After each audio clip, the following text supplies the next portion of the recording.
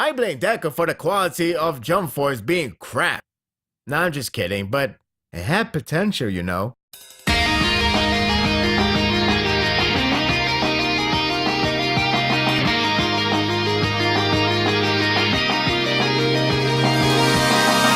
This arc seems like it wants to haunt me forever. Granted, you can call this chapter a bridge to the next arc, in which it's still uncertain on the next focus. The fans are going to have to wait for a little longer than usual. Regardless, for what it's worth, it was an enjoyable chapter with a simple but good theme to end with. The chapter starts off immediately with a battle. I guess it's taking notes from early Black Clover days with "Don't explore it, exploded." Or in other words, straight to the action. But really, Bakugo is sparring with Deku in order to unlock Black Whip again, even though he's trying to murder him. Besties! It was no good, for it is locked again.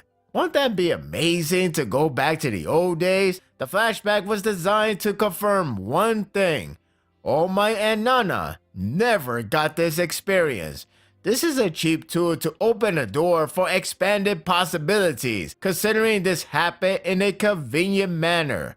It just so happened that Deku had a perfect timing to be chosen to unlock all 6 quirks, only because One for All is growing. It's cheap as reincarnation from Naruto. Although Deku thinks there could be something else that unlocked this new trait, I would prefer to keep it coincidence and not go deeper, like Deku is the chosen one due to his blood or something. It can only get messier. The flashback ends with the eerie resemblance to All for One. Like many called it, since One for All is originated from it, it's not hard to believe the ability have a similar effect. This was designed to discourage Deku to try to unlock all quirks, especially since he's going to wait until he can use One for All 100%.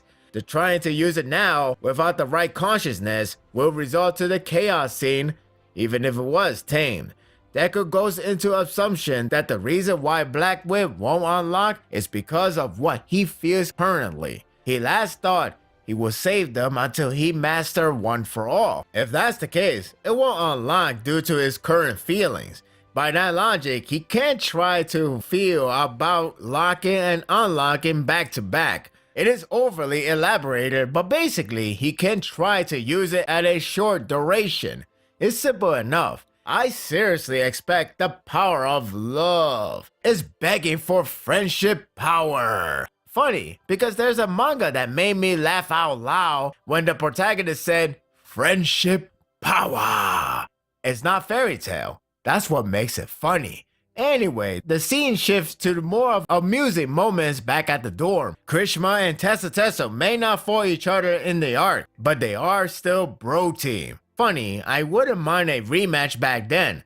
I do like the pattern with both classes hanging out. It's time like this, perhaps Koei is better off with Slice of Life series. It's short, but if he can expand it a lot, he could have gained something neat. I got a good laugh at Mina's revenge on Minata by pulling off a Clockwork Orange stunt. I love that novel. Sadly, the reaction from fans not knowing make me feel really old. The scene shifts to Shoto and his next development. Thank goodness for main character's privilege, though it does reinforce my claim that only 3 gets a real characterization.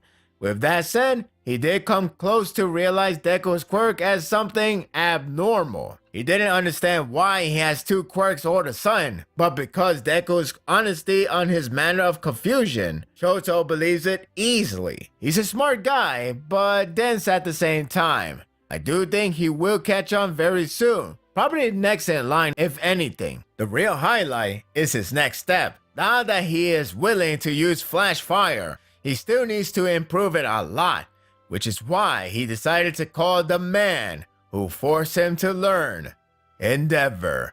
Once again, the Todoroki family story continues with the connection between father and son, now ready to be a pro. Plus, Endeavor seems happy to get a response. You can say it was expected, but it's a good move to progress in more ways than one. There's a small measure of Shinsho's performance in the following day, in case you want to be clear-cut certain that he will get in. while that time is still up in the air, it will happen. At least Aizawa could be happy about it now.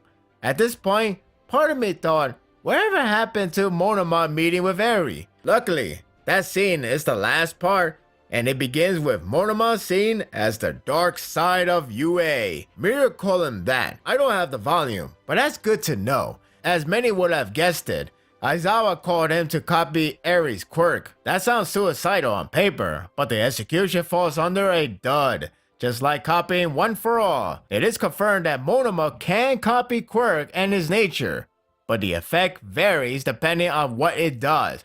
For instance, if he copies a beam, he probably shoots a puff because it's based on energy storage, not preset.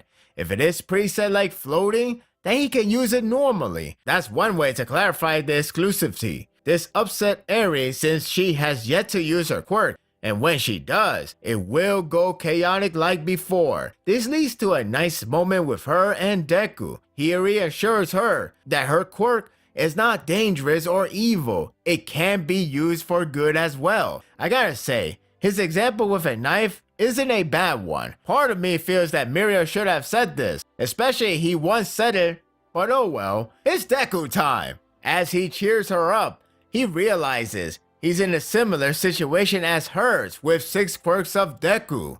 Essentially, it ties into the theme of accepting the challenge and master One for All, just as the predecessor wished for. It's a good, simple moral end. Overall, this was an enjoyable chapter, and whether it is the end to the arc or not, it better be, it at least ended on a good note. Sure, the whole revelation about One for All is still bothersome, but it is what it is, and we got to hope for the best that it will go smoothly. Kohi is going on a break, which is good to have this amount of content, but more importantly, have him rest up. The next arc remains unclear for the series' next phase, but once more, I will say it.